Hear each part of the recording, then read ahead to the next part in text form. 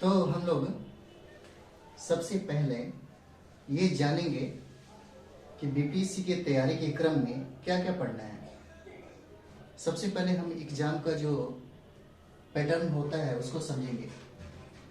जो प्रारंभिक एग्जाम होता है वो हमारा पीटी का होता है। 150 नंबर का क्वेश्चन होता है, 150 का मार्क्स भी होता है।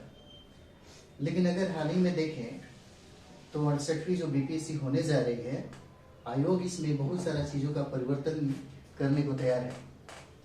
तो नए पैटर्न के अनुसार हम जो शुरुआत करने जा रहे हैं वो बहुत ही बेहतर होगा पीटी के लिए। और हम बात करने वाले हैं अभी मेंस पे, क्योंकि अभी 67वीं में जो स्टूडेंट एग्जाम देने जा रहे हैं हम उनके बारे में बात करेंगे। तो ये देखिए, सबसे पहले बीपीएससी के मेंस में क्या क्या पूछे जाते हैं इस सिलेबस को समझने की कोशिश करेंगे, क्योंकि बहुत ऐसे स्टूडेंट हैं जो तैयारी करते तो हैं लेकिन उनको पता तक नहीं होता कि हमें पढ़ना क्या है। तो हम इसी समस्या को दूर करने के लिए आपके सामने उपस्थित है और आपको बताएंगे कि इसमें क्या क्या पढ़ने होते हैं।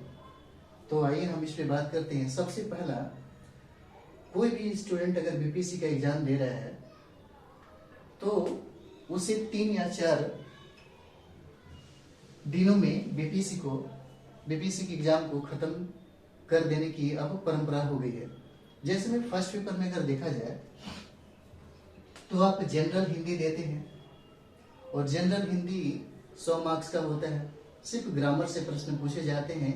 इसमें ऐसी कोई भी बड़ी बात नहीं है जो कोई भी स्टूडेंट खास करके बिहार का जो पास न कर पाए। और हिंदी भाषी तो एक्चुअली 1-2 दिन भी पढ़ेंगे तो मुझे लगता है कि शायद वो 9th 10th से पढ़ते आ रहे हैं तो आराम से इसमें बना लेते हैं। ये आपका है 100 मार्क्स का। उसके बाद जो सबसे इम्पोर्टेंट है वो हमारा जीएस को 2 भागों में बांट के समझ सकते हैं और 2 भागों में ही एग्जाम लेता है, जीएस फर्स्ट पेपर और GS second paper. GS first और जीएस सेकंड पेपर दोनों मिला करके इस मार्क्सों की संख्या 600 हो जाती है।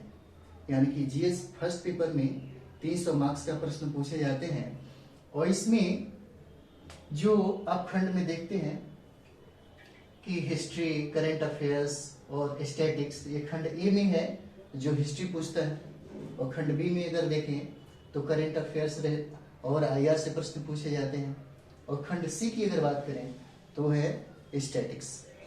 यानी कि इसमें 12 प्रश्न पूछे जाते हैं और आपको जीएस में 8 प्रश्नों का जवाब देना होता है।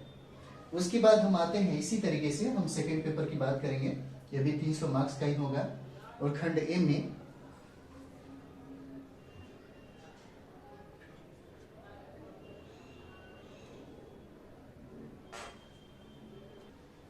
तो हम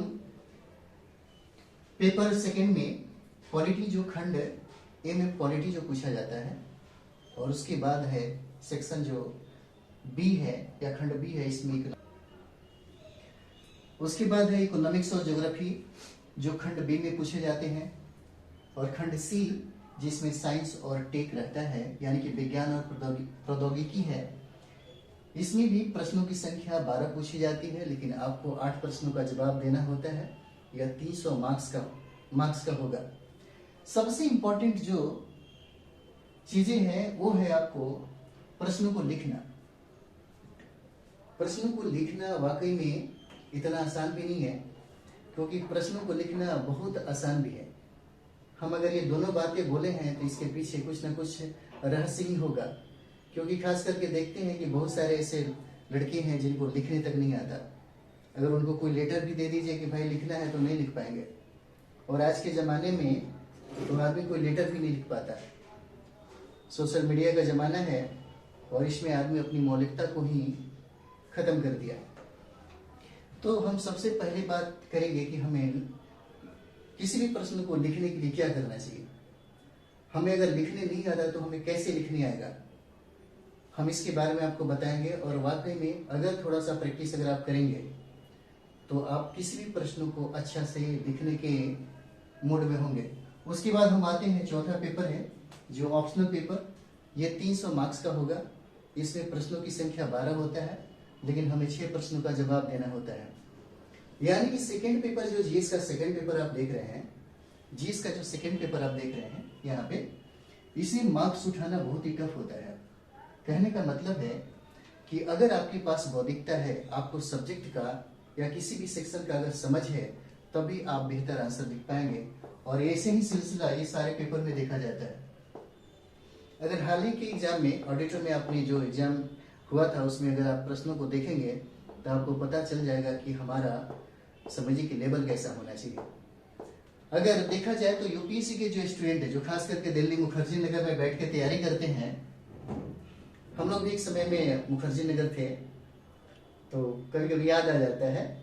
तो वही मुखर्जी नगर, तो जो लोग यूपीएससी की तैयारी करते हैं उनको आंसर कैसे लिखना होता है, खास करके जो एनालिटिकल होते हैं, जो अप्रोच लेवल का होता है, जो कॉन्सेप्ट लेवल का होता है, उसमें वो लोग माहिर हो जाते हैं। और बड़े बड़े इंस्टीट्यूट जो हैं, खास करके जेएनयू देखा जाता है या दिल्ली यूनिवर्सिटी के स्टूडेंट हैं ऑलरेडी, या ये ऐसा नहीं है कि सिर्फ यही स्टूडेंट फाइट करेंगे, लेकिन अगर आपके पास कोई भी ऐसा टीचर जो ये सब चीजें सिखा रहा है, या कोई भी आपका भाई बंधु, माता पिता, कोई भी हो सकता है, अगर उनकी गाइडलाइन में है तो आप निश्चित तौर पे फाइट करेंगे।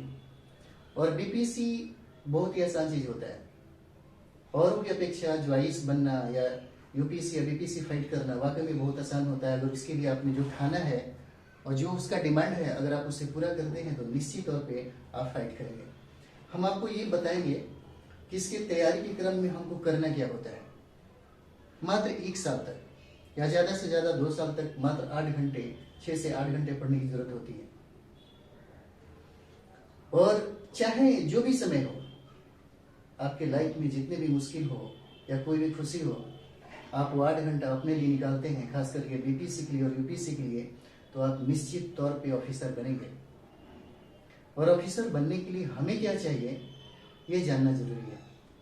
क्योंकि कभी कभी होता है कि लड़के लोग, पटना बहुत बड़ा शहर हो गया है आजकल, इसमें स्टूडेंट आते तो जरूर है तैयारी करने के लिए, बीपीएससी का सब काम करते हैं, लेकिन बीपीएससी का तैयारी नहीं करते।